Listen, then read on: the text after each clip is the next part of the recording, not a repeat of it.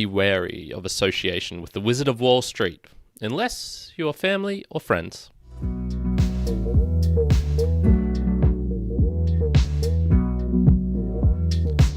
Welcome, Mere Mortalites, to another round of the Mere Mortals book reviews. I'm your host here, Kyron, live on the 30th of July, 2025. And as you might surmise, this is the podcast where I pull out the rug underneath all of you who have invested in the Mere Mortals. I'm short selling all of you.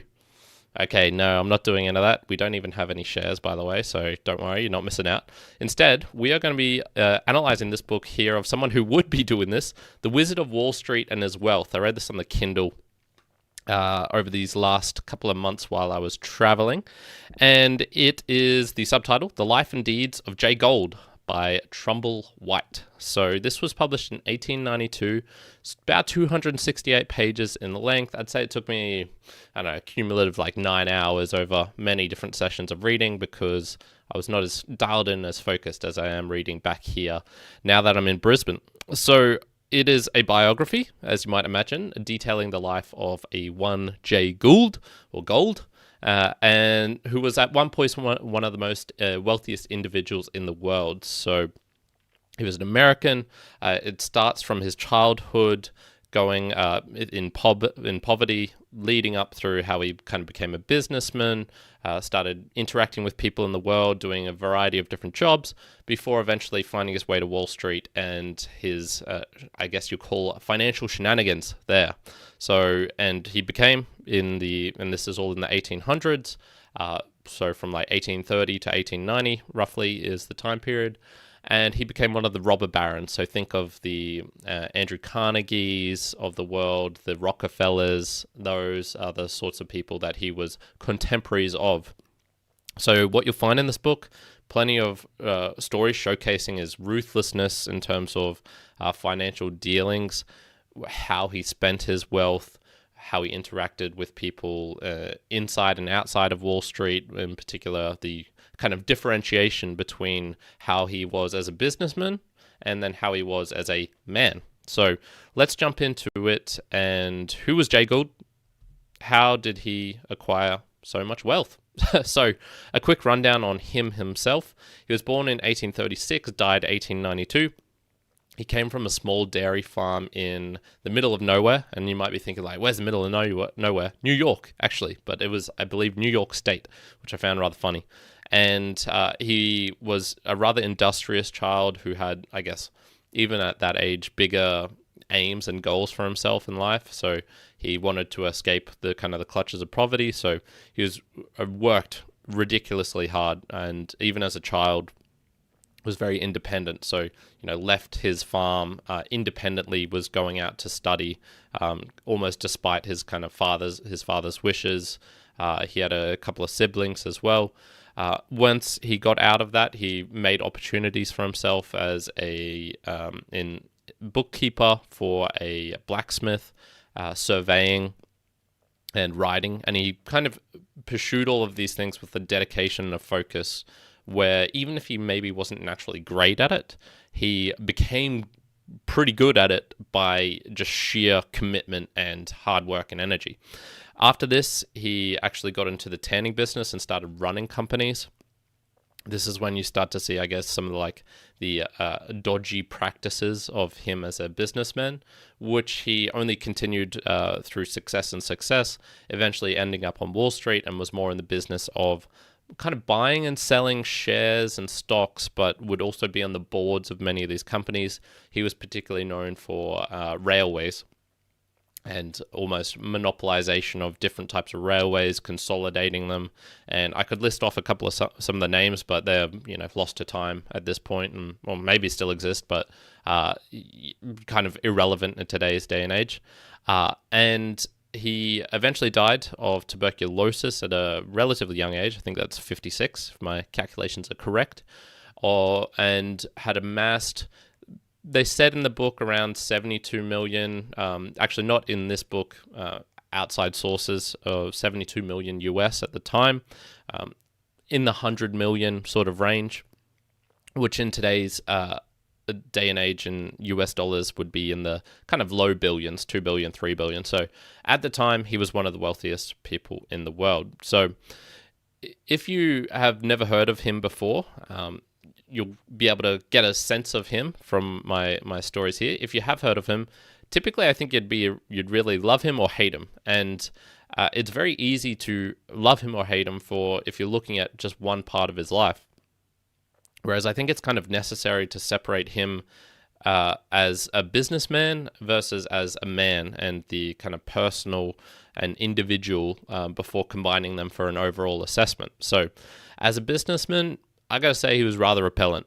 If you have tuned into last week's book review of Larry Livingston, he had this obsession, this being Larry, of money, but not for the things it could get him. And Jay Gould was very similar. He had this obsession with money, of creating wealth for himself, but it didn't seem like he was using it particularly for a purpose or for flaunting.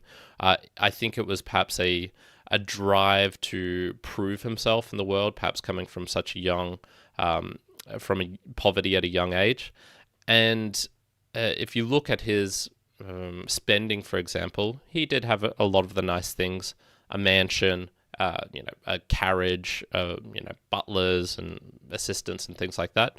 But compared to his contemporaries, who of a very similar ilk of wealth or even lower wealth than him, he was not that extravagant.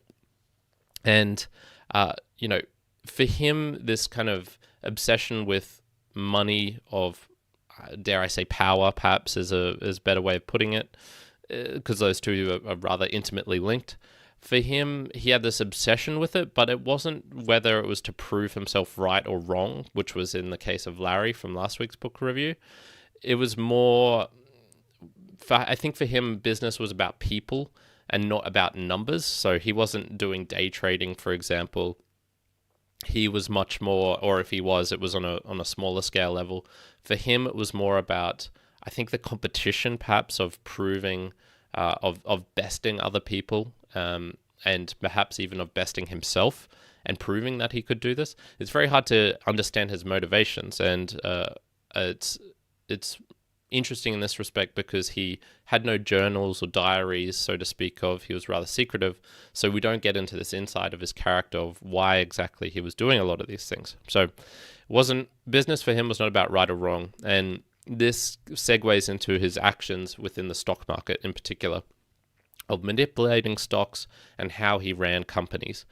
There was no right nor wrong. I don't feel like he had a strong ethics of, am I doing good in the world? Is this better for people or not? He had no concept of that. For him, it was about wealth enhancement and extraction for himself. Now, whether this occurred by him creating an efficient, well-run business that provided a good service to people and improved productivity, or it was he took over another business and would wring that thing dry, like, give me all that wealth. And I don't think there was a difference between those two things in his mind. As long as he came out wealthier at the end of the day, that was good for him. And it was very hard to actually determine his wealth because he had it locked up in so many of these stocks, and it wasn't, a really tangible thing where you could put a dollar amount to it, and nobody really could in his life, because they're like, well, we know he owns like a lot of stocks in this company, but you didn't have to prove or show your financial resources at the time and say, like, conflicts of interest, for example, of I own this railway stock which is competing with this one, and I'm going to improve business over here while sucking profits from this one over here, and not tell anyone about that. This was the Wild West days of the stock market, especially in the Americas, in the United States, and so nobody really knew. And so what were the sorts of things that he'd do? He would bleed a company dry by using financial and legal trickery to kind of consolidate other companies and screw other directors or other people out of what they thought was theirs. He would form monopolies and dilute other people out of their holdings. Once again, in a non-transparent, very under the radar, gray area of issuing new stocks, that are they actually allowed to issue new stocks? No one was really sure.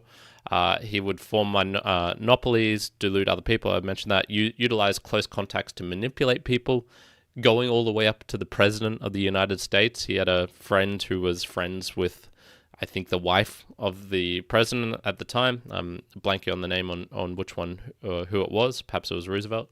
And at that very time, no, it wasn't Roosevelt. But in any case, at that time, he used this contact to kind of sneakily manipulate the president into backing or not backing gold. It's very so much going on, and he would put people in uncomfortable positions where they kind of were lose-lose. They had no real option to behave in a good manner, and he would deceive or lie to business partners, especially for personal gain. We see this right in his early days when he first gets into business, I suppose, of running a tannery business, and he was getting collateral from partners and then using this in other ventures which they didn't know about. And so almost immediately, people who get into business with him dislike what he's doing, dislike him as a result of that. And then he is very good at kind of squirming his way out of situations, whether it be with this tannery business where it was a revolt, and so he literally got armed men to come and like retake it over, or whether it would be through just having contacts on Wall Street, of being able to just have enough friends also in high places who could vouch for him, even though, very likely if you start to associate with him, you're going to be in the crosshairs soon enough as collateral damage. And it didn't seem like he really cared. It's not that he had a vengeance or a vendetta out against other people. He just did not care. For him, it was wealth extraction. So, like I said, it seemed kind of competitive in some respect. He wasn't afraid of battling against bulls or short sellers. But this didn't show up in any of his personal behaviors, so I kind of doubt it was that. Nevertheless, there was this ruthlessness about him. If you got in his way, he would steamroll you, he would bankrupt you, and in general have no qualms about utilizing all various forms of non-violent, so let's give him some credit, he wasn't a complete thug, ways of screwing you over. So think of frivolous lawsuits, think of underhanded backstabbing of partners, think of bribery of officials in a government capacity. All of these were fair game to him to get his way. Now, that's not a very pretty story. So let's transition, I guess, into the better side of him, which is, as the title of this podcast is, Good Man, Corrupt Businessman. To do all of these things, he had the personal qualities of someone who is great, and he achieved greatness over time. One of the wealthiest people in the world. You don't get that via not having an inner qualities that are useful for that, and perhaps even good in some respects. So he worked like a maniac, and all he really cared about was work. He didn't really seem to have hobbies or passions outside of running these businesses.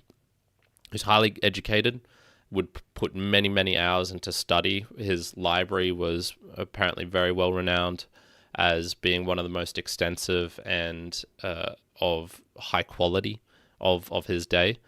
And he used this to discipline his mind, especially.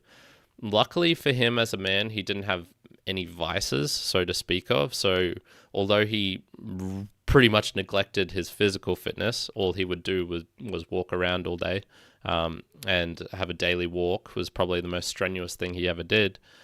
He didn't smoke, he didn't drink, he didn't gamble, he didn't waste his wealth on baubles. He wasn't a flashy sort of guy. Apparently, he was a very devoted father, a loving husband, generous friend to those in his personal close circle. He seemed rather introverted, he shied away from the spotlight, and he would use other people who loved the spotlight to divert attention away from himself and what he himself was doing, kind of manipulating behind the scenes. His funeral, for example, when they talk about it, was well attended.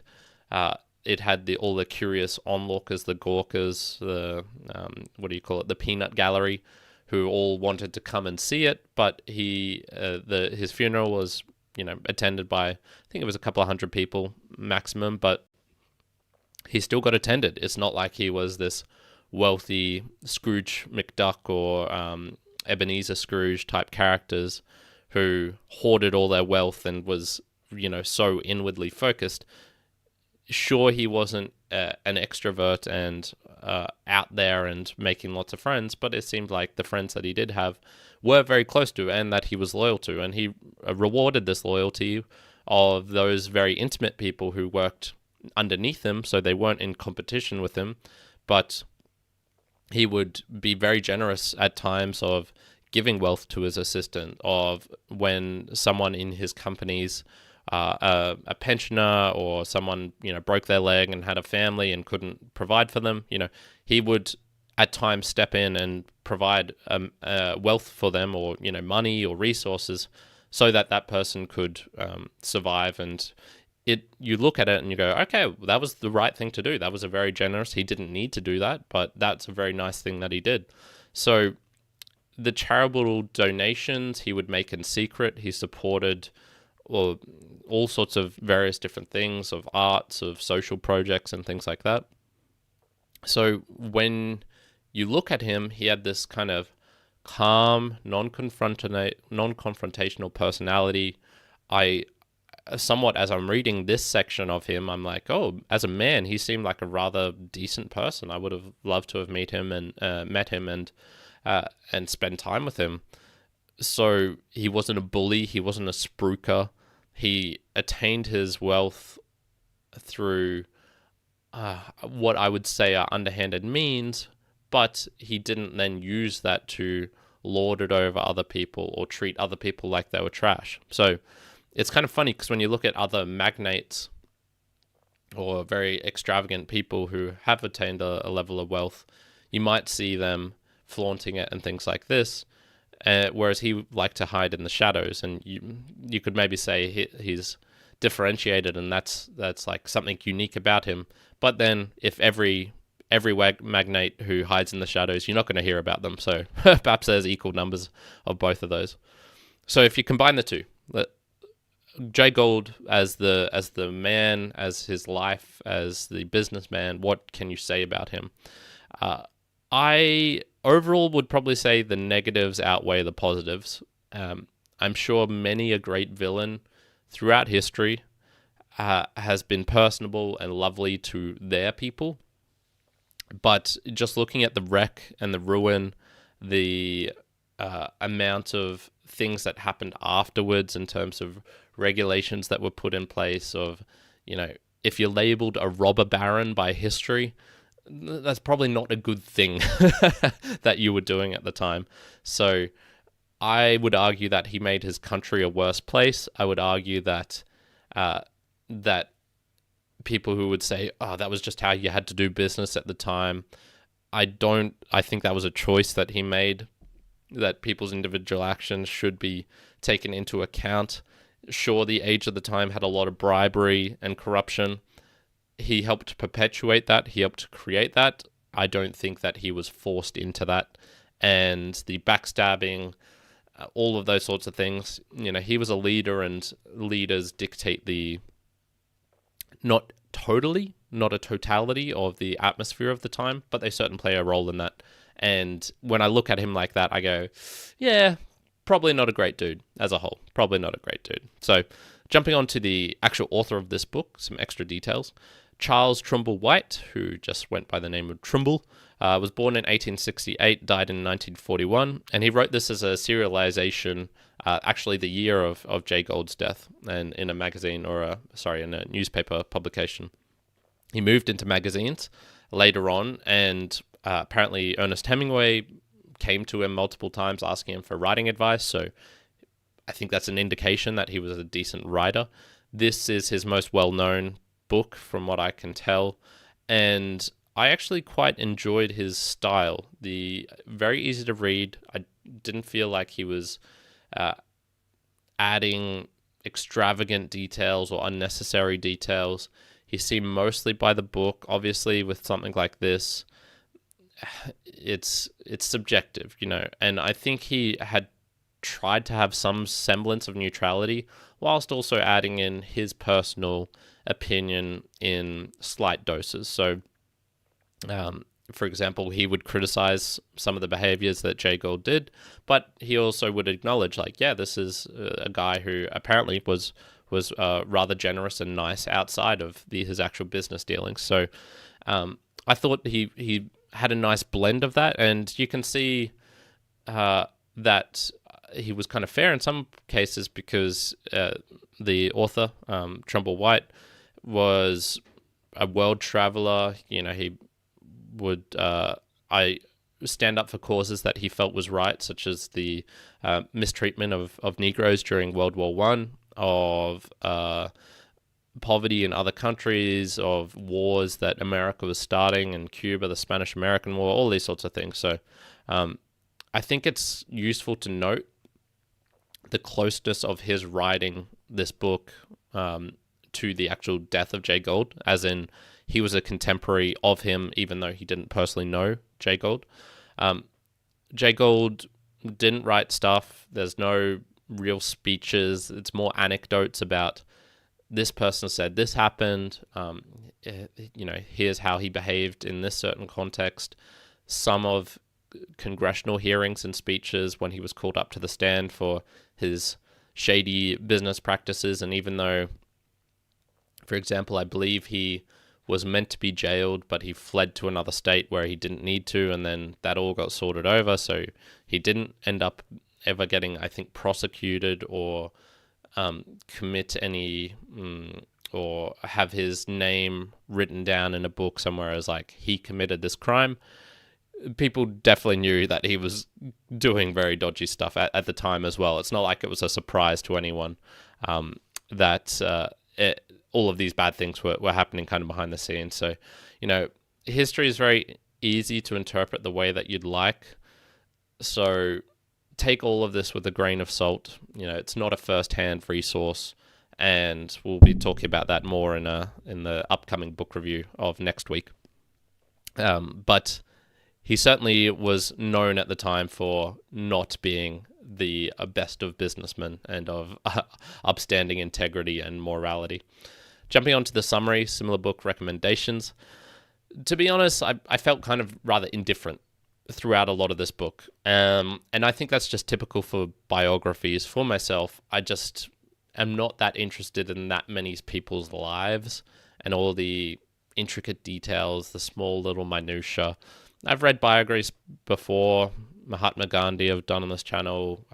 Long ago, I read Richard Branson's, Elon Musk, all these sorts of things. I just find them okay. I've never actually read a biography where I've just been fascinated by the person and the actual reading and writing style per se. So, that's more on me. What can I say about Jay Gould? Well, it's interesting to know more about him. Certainly someone you would rather avoid doing business with, but on a personal level, he displayed qualities I rather admired in many cases.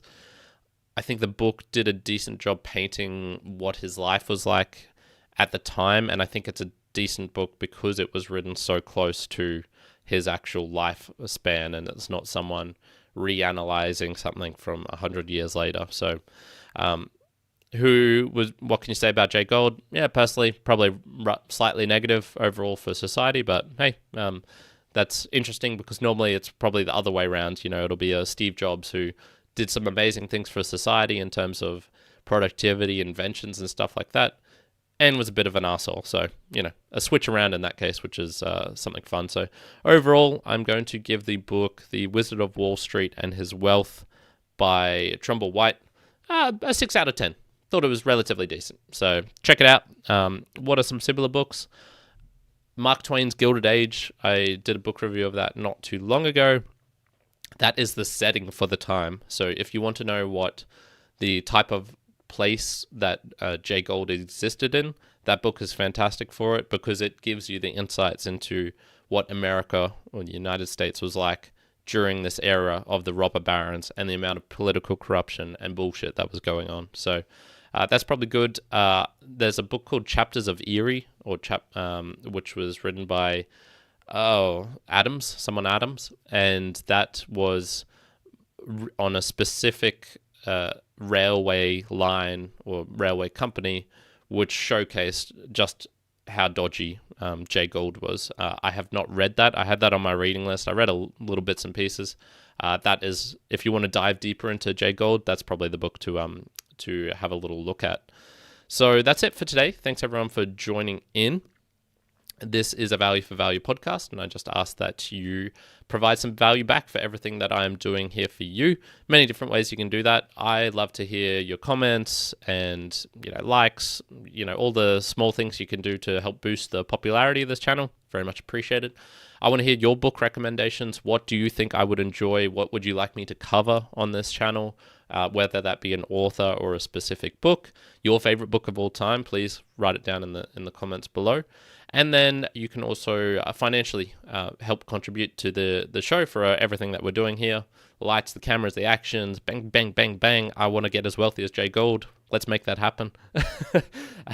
I don't, actually. And if you want to contribute back, there is a PayPal link down below. You can also use out any of the podcasting apps which have value for value streaming and boost payments attached within that. Things like Fountain, Podcast Guru, True Fans, Cast-O-Matic, all those sorts of things are good. I want to hear your thoughts as well. I've been dabbling with the idea of setting up a affiliate link again through something like Amazon. We did that once upon a time, and putting a link down below so that if you have been inspired to read this book from my book review, clicking that, and that's another way of supporting the show. If you think that's something I should do or could do, I would also like to know if that's something that you want and want to support in that way as well. That's also super, super cool. So jumping on to the last section, what's coming up? Well, I am live here as usual, 11 a.m. Australian Eastern Standard Time on a Wednesday.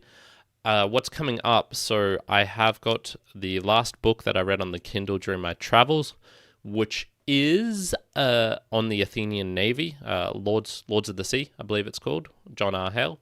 I have also got a fat stack of books just over here, which will be dealing with some things related to Asia, Lee Kuan Yew, so Singapore, Chip Wars, which is about silicon stuff. I'm actually going to go through, I think, a slight phase of reading some more modern books, i.e. published in the last couple of years. I know, shock and horror. It's not something I normally do. I've got a decent reason for doing that.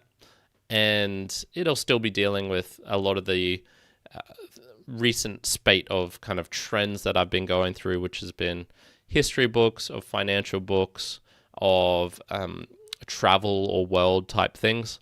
I think all of those are still what I'm going through, my little phase at the moment. And then we'll see how we go for the future after that. One, as usual, we'll just pop in with a review here and there, not a live one, whenever he has recorded one. So that's it for today. Thank you very much, everyone, for joining in. I hope you're having a fantastic day wherever you are in the world. And ciao for now. Karen out.